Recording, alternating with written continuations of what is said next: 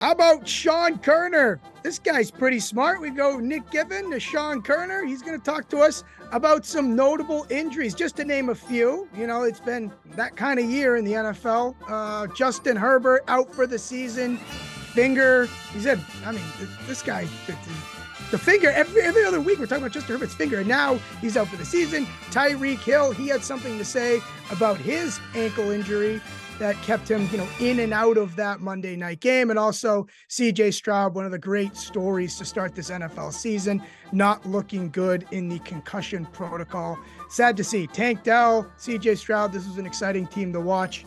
I'm interested to talk and, get Kerner's ear about these things because, I also at the end want to ask about Justin Jefferson, but that's for later on. That's for later on. Kerner, start us off with Justin Herbert.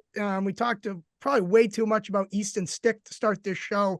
What does this mean for the Chargers, and not just that they might be starting fresh next season with a new head coaching staff?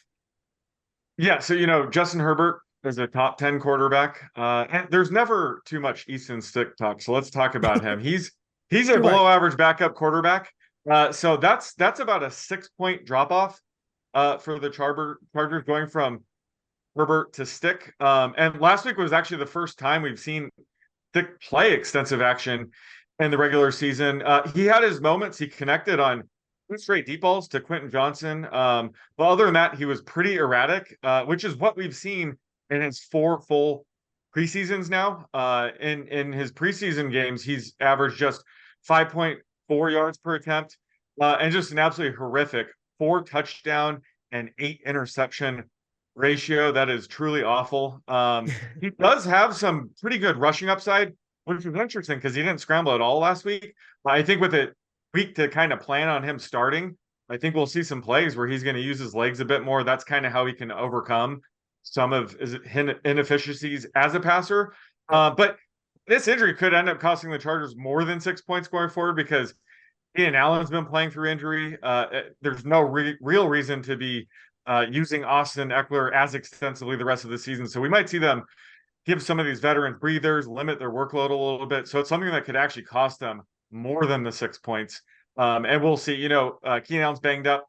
He's questionable for tomorrow night. We'll see if he plays. But I think down the road, now that their season's pretty much lost, we could see them, start to shut down these key players as well.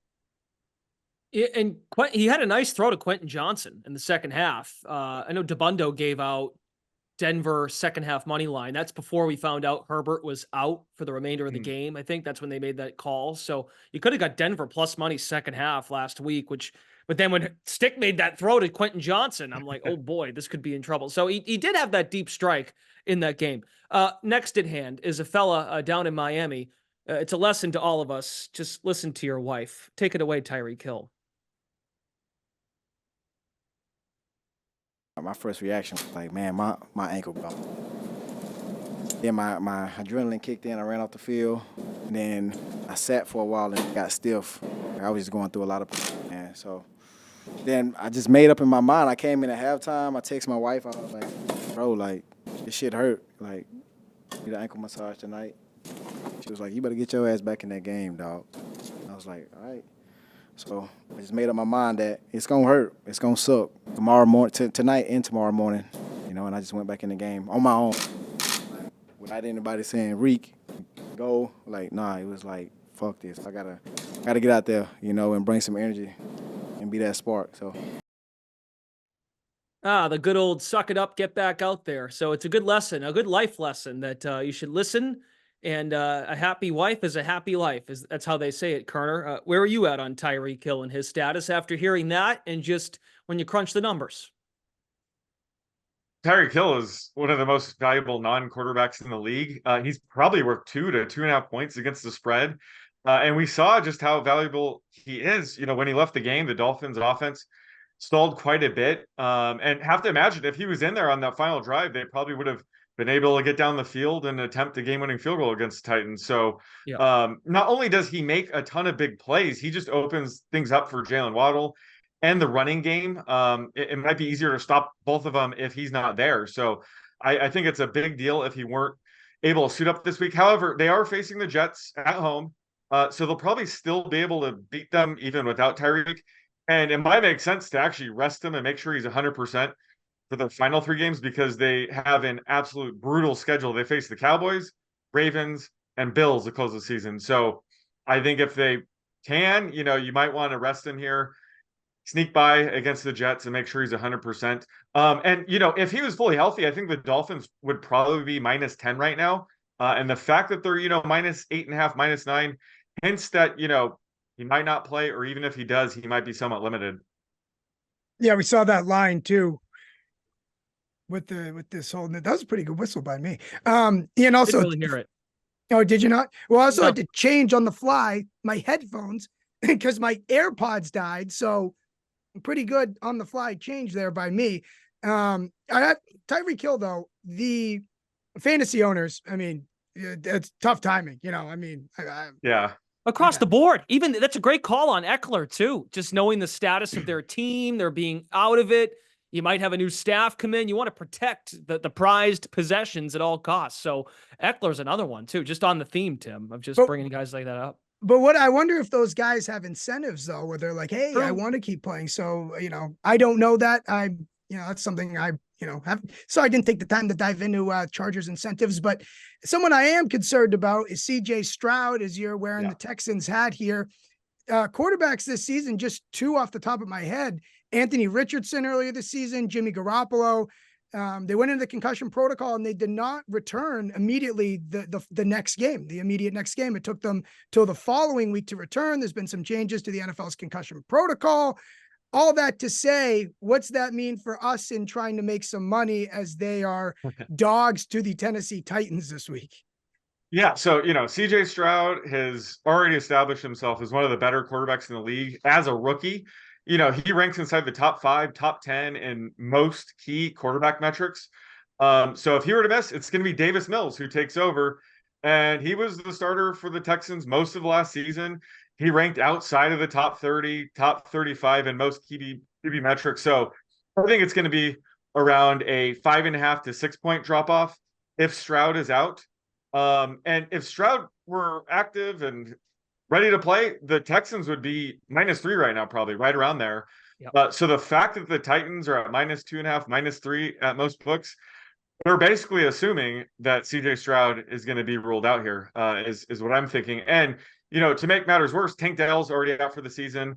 But, Nico Collins and Dalton Schultz are both questionable. If one or both of those guys are ruled out, we could see this go, up to, Tennessee -3.5, get across that key number. So they still have to, hope those 2 guys are able to suit up. And, Davis Mills, he's probably an above average quarterback and a below average starter. But either way, Stroud has proven himself to be worth, that 5 to 6 point drop off here.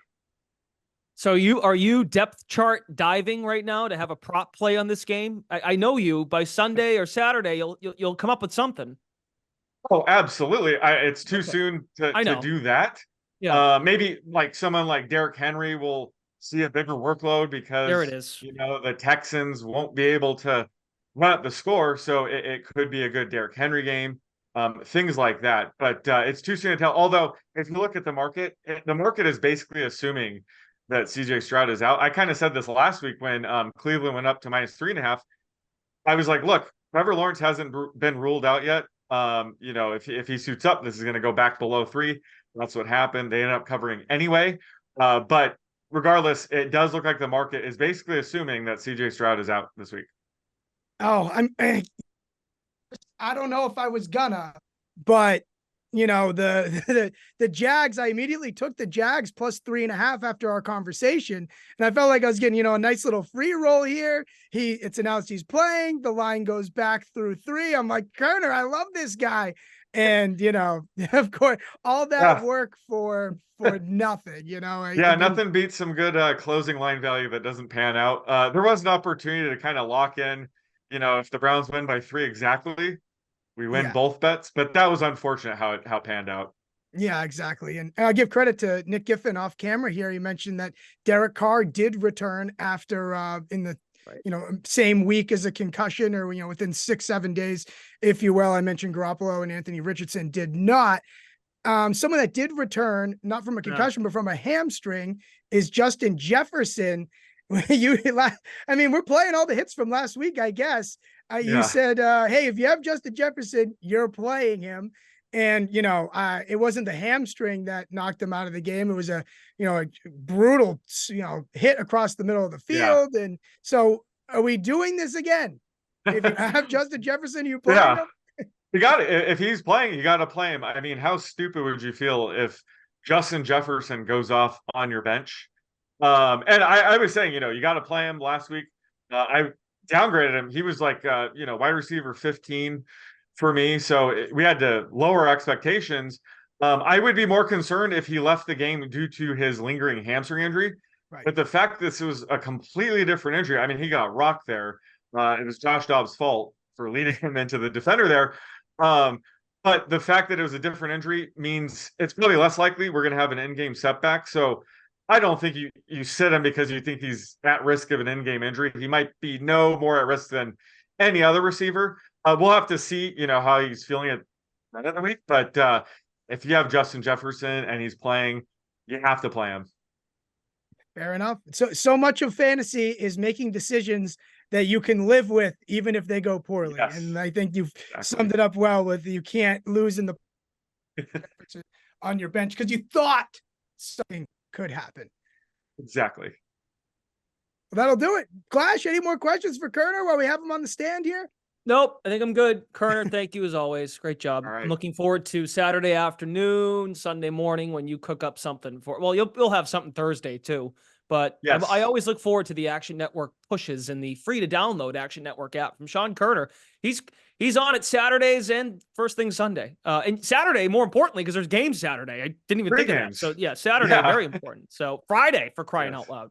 But he's always active in the Action app. So thank you, Kerner, for your time as always. Yep. Thanks for having me.